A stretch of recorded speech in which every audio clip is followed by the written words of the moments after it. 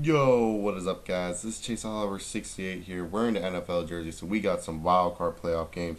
Going to be an exciting playoffs. I'm looking forward to the playoffs. So let me first start off. Let's get down to business. The way I'm going to be telling about the teams, I'm going to talk about the offense and the defenses of both teams, and then talk about their averages of winning and keys to victory, pretty much. So yeah, let's get down to it. The first game I'm going to go over is the AFC wild card between the sixth seed, the Cincinnati Bengals, versus the fourth seed and the Houston Texans. The Houston Texans, well, what is to be said about the Houston Texans? The Houston Texans offense has been depleted. If you guys have been following NFL and you watch the playoffs, in the quarterback position, when Matt Schaub, starting quarterback, went down due to an injury. I believe it was a hand injury. And the Houston Texans, they were kind of worried. They were like, oh, what's next? Well, we'll bring in Matt Leinart. Matt Leinart, if you guys do not know, has had trouble starting everywhere. Yeah, I mean, he was in Arizona, lost his job to Kurt Warner, then got freaking traded from Arizona. I believe he was on the Broncos for a little bit, or the Browns. He was on some random team, and then he finally got signed back from the Texans. And everyone's just saying, oh, he's just gonna be a backup. There's nothing special about him. And he had a really good opening drive, and everyone's saying this is it to have a quarterback. The Texans can actually maybe make a good, strong playoff run. I mean, with Matt Schaub, you cannot deny they could have made a great, strong playoff run here. Matt Leinart gets hurt, and in comes T.J. Yates. And T.J. Yates is a rookie, not a very good rookie. I'm just gonna say that there. He's a solid talent, but not the best rookie out there. He's not like no Cam Newton. He ain't no Andy Dalton, who is his opponent. But T.J. Yates and stuff. And sorry, I'm fixing my collar here, but T.J. Yates is alright. Uh, Andre Johnson has been injury prone. Arian Foster sometimes gets injured. Basically, what I'm saying, there's nothing exciting about this Texans offense.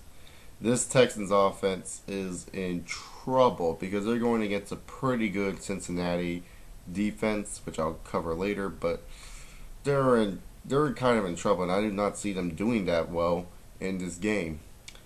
The offense for the Houston Texans. Then when it comes down to the defense, boy, this defense is very, very brutal. Wade Phillips, he may not be a good head coach, but when it comes down to being the D coordinator, he is a smart man and knows how to get a defense going. He knows how to stop a play before the play's even run. He will notice, like, see, this is what Wade Phillips will do. He'll be waiting outside someone's house, say if it's like Jerome Shipley, one of the wide receivers, be waiting outside the house, and you'll notice that Jerome Shipley did not freaking wipe his foot on the doormat on the way out, and you'll be like, he's going to be running a crossing route that play. He will know that. That's how smart of a D coordinator Wade Phillips is. Terrible head coach, but great defensive coordinator. Wade Phillips, though, was absent for a little while. I know he's maybe coming back this game, but hopefully he does, because the Texans defense really needs him. Because without Wade Phillips calling all the shots, oh God, this is a terrible unit. I mean, one thing about Wade Phillips, he knows how to make negatives into positives and set up the guys in the right formations so that way they can at least hold people off. But oh God, it is just depending on what Wade Phillips can do. The defense, though, great group of guys, great group of players. I'm excited to see what this defense will do against the Cincinnati Bengals. Now we go over to the Cincinnati Bengals themselves. On offense, we get the rookie combination of Andy Dalton to A.J. Green. We have, Cedric Benson, and Jerome Shipley has done a flip, and that's making people go, oh my God. But besides that, nothing really too exciting about this. I don't really see the Bengals making too much of a strong run in the playoffs. Congratulations, they made it back, but I really do not see how a rookie quarterback with a rookie wide receiver can really do too much, especially how talented and in-depth the AFC has been with corners as of late. So really, this is going to be an interesting matchup for the Bengals to see if A.J. Green is healthy enough and ready enough to actually face off a tough team like the Texans. The Texans are a tough team on defense. I mean, they have done a very good job on defense this year, so it's going to be interesting to see. And now the Cincinnati's defense. Now Cincinnati's defense, very, very, very good defense. The defense that I enjoy watching. You guys got like Maluga, you got good talent on that defense. That D line, I think it's fucking nasty. That D line is very, very nasty when it comes down to it. Definitely could probably stop Arian Foster and slow him down a little bit, but we all saw what happened to that defense when it comes down to the red zone. And that red zone, oh my god, I think it kills the Bengals most of the time. When they get into that red zone, like their defense will look really good, and then they will be in the red zone, and then that defense will just utterly suck. It will not look great or existent unless the team runs the ball. But when it comes down to passing, that Bengals defense may as well look like God. But no, may as well look like dead. I mean, sorry, I blanked out there. Just woke up. Leave me alone. But anyways, besides that fact, so keys to victory. The Texans comes down to T.J. Yates. If T.J. Yates does not have a good game, Houston, we have a problem. I've been waiting to pull that line the whole season. Yes. Bengals keys to victory comes down to that red zone defense. Without the red zone defense, this is going to be a tough game, especially if the Texans can chew up enough clock, get into that red zone, and be able to score with the pass. It's going to be a tough game for the Cincinnati Bengals defense if they do not step it up in the red zone. And who do I think has the advantage in my prediction? My prediction, I'm actually going to go with the Cincinnati Bengals. I just think TJ Yates may fuck up too many times, and they won't let the same shit happen to them what they happened to them, I believe it was week 14, 13. So yeah, pretty much that's what I got there. So Cincinnati Bengals going on to face death in the New England Patriots. Have fun. And then we get on to the other AFC wildcard game. Oh. Tim Tebow! He's a gamer. He's a baller. He's a playmaker and a shot caller. I know you know I got Tebow. He got shattered by all, and James Harrison's gonna knock him out now. Unleash James Harrison, let him go. He's done. Tim Tebow won't be able to run on Sunday.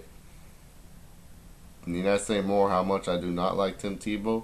Need I say more how happy I am James Harrison's going against him? Oh baby. James Harrison's gonna hit Tim Tebow, and I'm gonna be so excited. Oh.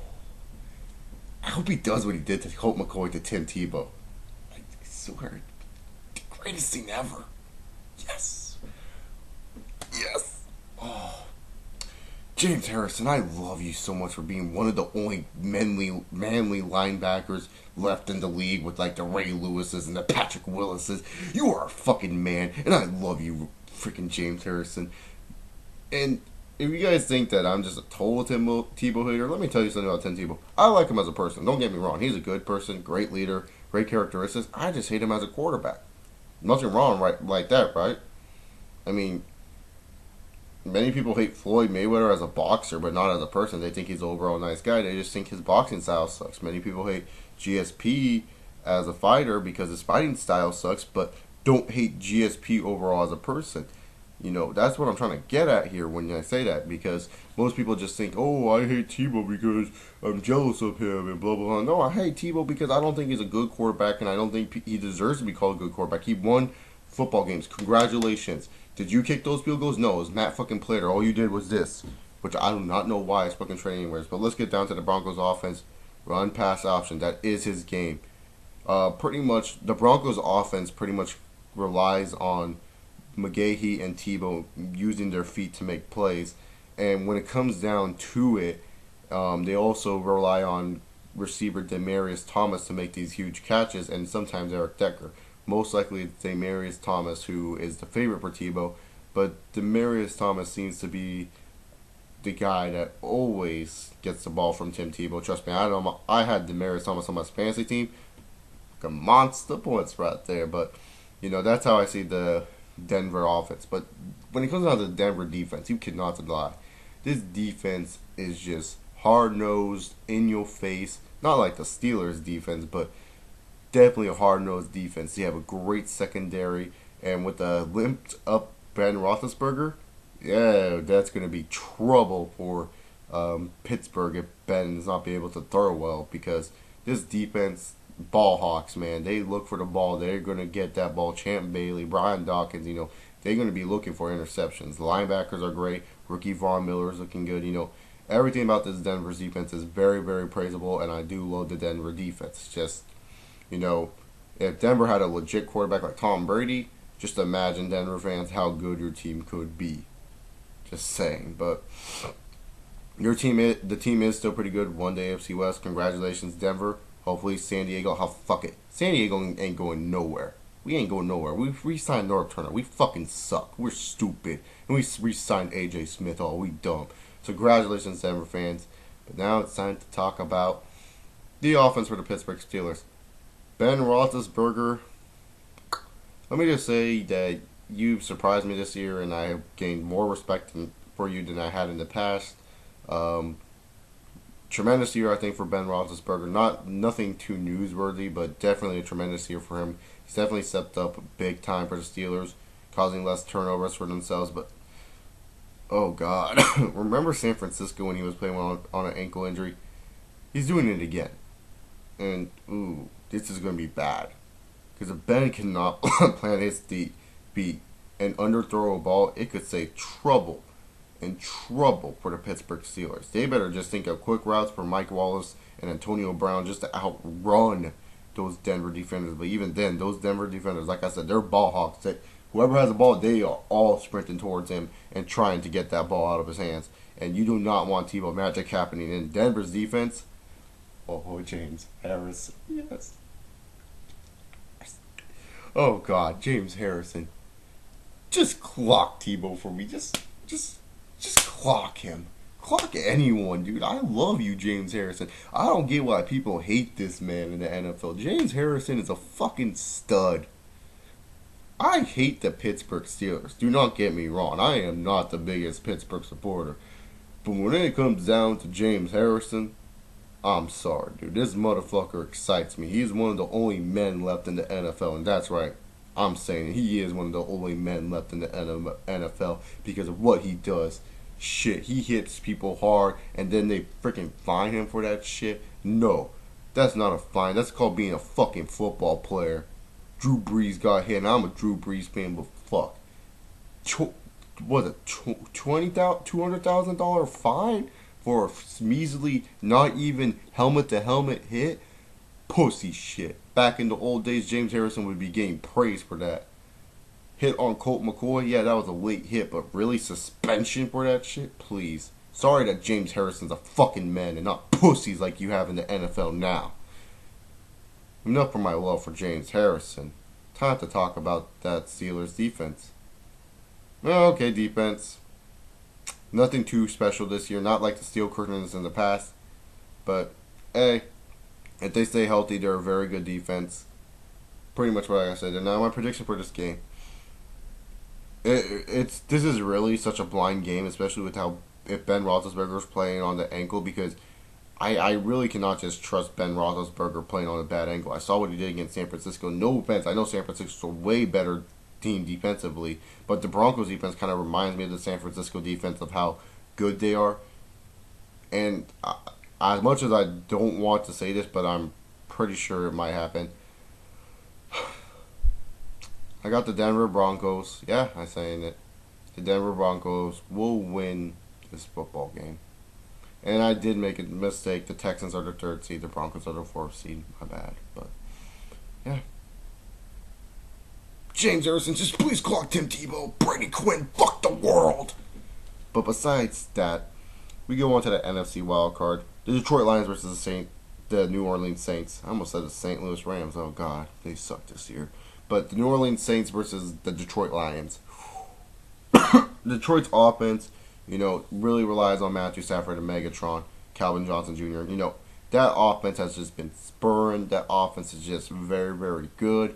There's nothing wrong to say about the Detroit Lions offense besides maybe some faulties in the offensive line, and the running back position is no longer taken by Javi Best.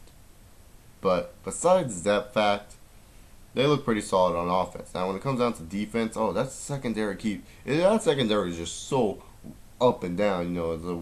It's like one day it's like, we'll just get 4 interceptions for you, no big deal. And then the other day it's like, we'll let up 300 passing yards for you. Sorry, man, my bad. Seriously, fucking ditzes out there, man. Like, they don't even know what they want to do.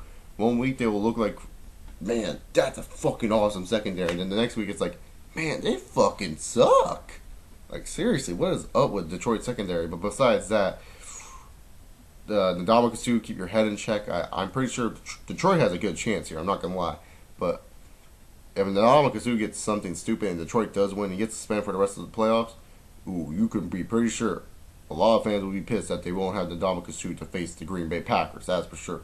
But besides that, we go on to the New Orleans Saints. Drew Brees, freaking throwing the football like crazy this year to Marquise Colston, to freaking Devery Henderson, to Lance Moore, to the concession stand guy, to the guy selling hot dogs, to the fan with the big boobs and seat 2, row 3. He's just been throwing the ball to fucking everyone. He's Drew Brees. He's broke the passing record held by Dan Marino.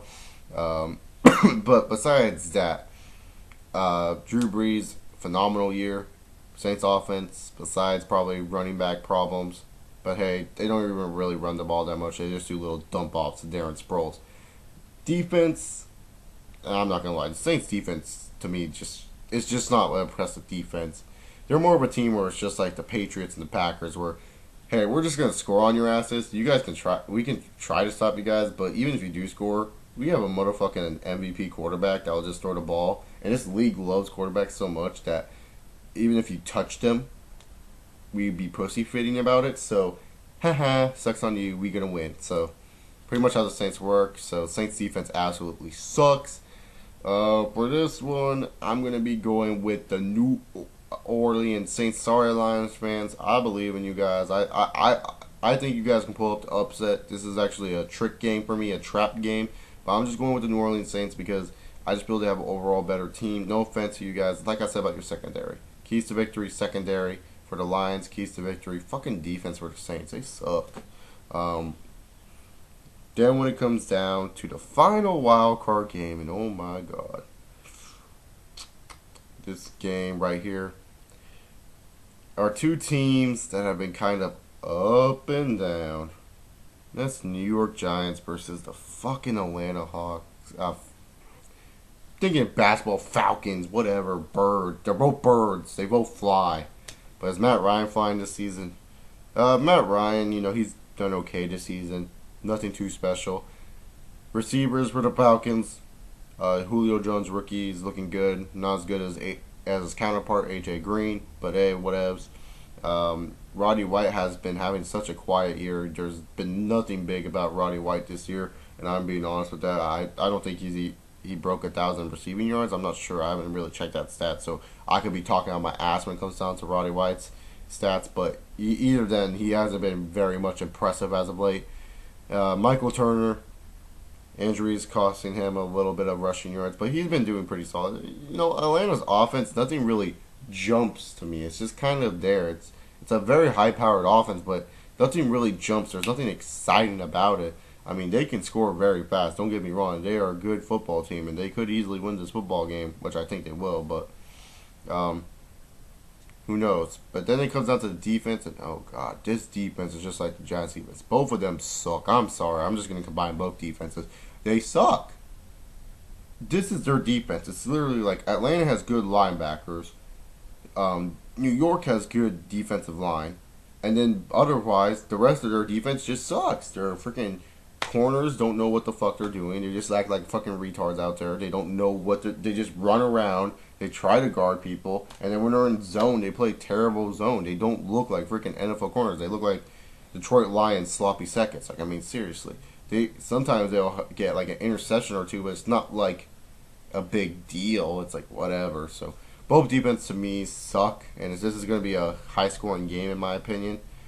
And now let's talk about the New York Giants' offense, which consists of the newly loved Victor Cruz with Eli Manning.